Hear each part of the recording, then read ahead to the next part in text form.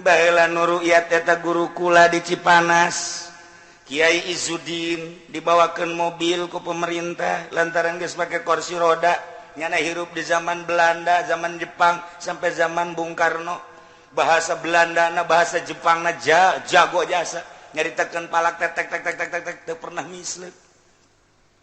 Nomor kedua Kiai Izzuddin mah di Kubang, ieu mah kiai gitu di Cipanas. Nah, kemudian nu di Kubang dibawakeun mobil terus ke Pelabuhan Ratu. Bareng kiai jeung kiai. Mantap jasa. Ke nana darariuk baru ya teh geus beres masang-masangkeunana. Geus jam sekian bakal ruyat karatek aya.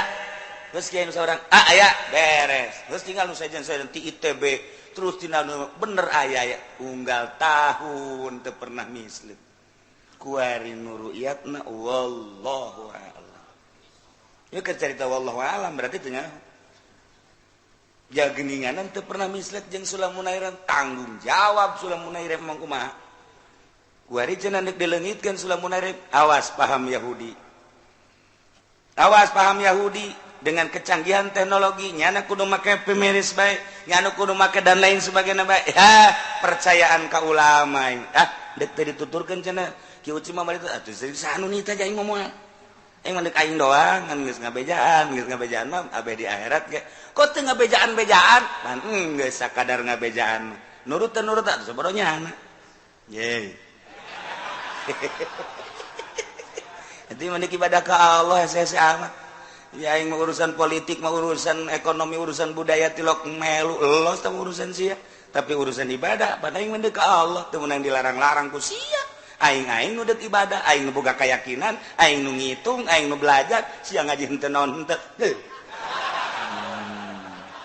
nyaho sia cenah perbedaan jeung batur atuh sabodo aing nu boga keyakinan ya aing mah dididik ti baheula pertama ngaji beres ngaji dicoba ku almarhum ngaji deui sia bau kadedengekeun bae ka ceuli jeger bae bodoh keneh sia ngaji deui sia jang sia kula 2 kali ngaji 3 jadi pertama di Keresek di guru kula jeung oha kedua di Cipanas geus bisa ngitung dicek ku guru ku abah bodoh keneh sia ku situ mah ngaji deui waktu ngaji deui kula hadena dibere ongkos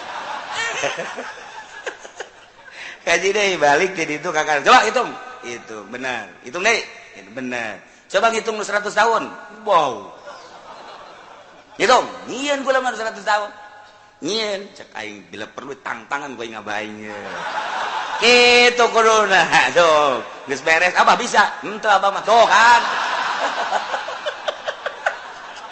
kakara guys jangan sia bae nya teu mah anu nuturkeun geus sia bae geus abah yakin geus bala mah ku guru di ditu geus dimheuhan ku almarhum geus teu mah ngabejakeun doang melalui palak Sulamun Airan dibejakeun kitabna ge kula lain hiji ngaji durusul falakiyah ngaji ngancek guru durusul falakiyah bisa untuk mendukung doang tetap nu jadi patokan sulam Fatul Wadud diaji tetap lu jadi patokan sulam kurang kumaha deui ya tuh tuh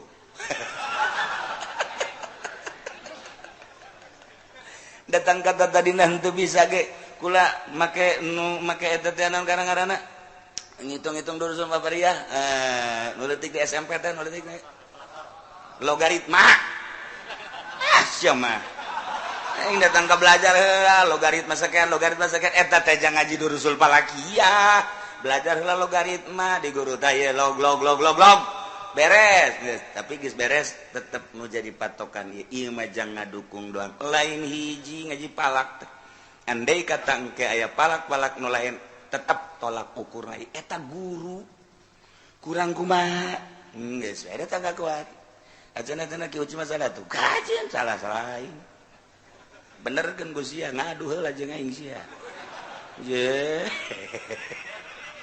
aing nggak suka juga kitu pak gue itu mah sombong amat atuh sombongan deui jai nu tawadu mah engge tilok sombong malah minta duit kan nu tawadu mah engge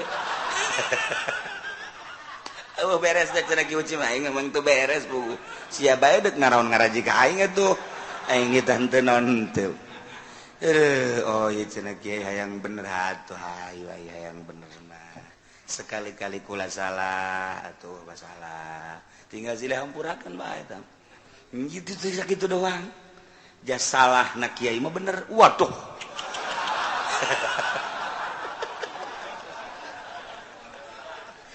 Aduh, kira-kira kiai nu mana heula atuh. Sia make kiai Golkar ge diakurkeun wae. Henteu, nya bener ge buku salah. Iban kiai sombong. Nah, di dieu kakara kaya rahasia. Naon sebabna kiai bener tapi salah, kiai salah tapi bener? Tanyakeun ka Imam Ghazali. Ge, tuh kiai cari Imam Ghazali mah dieu tuh aing ge nang nanyakeun dinya na. Kiai eta bener salah nu sabenerna mah sebab ngomongna ngan di dieu ka dieu. Kiai itu bah salah ge bener kunaon mah ngomongna di dieu nya.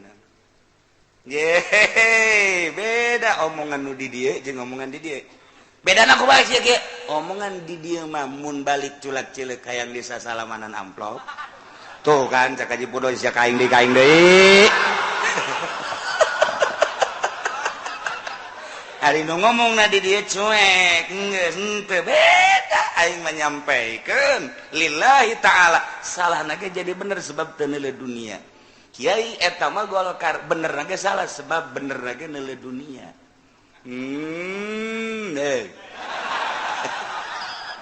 Nu mantak can aya nu sasalamanan nya dieu geula. Panitia ka mana? Segala ngajakeun panitia lain guna naon cenah besi poho doang. Hareudang aing mah ngomong gitu.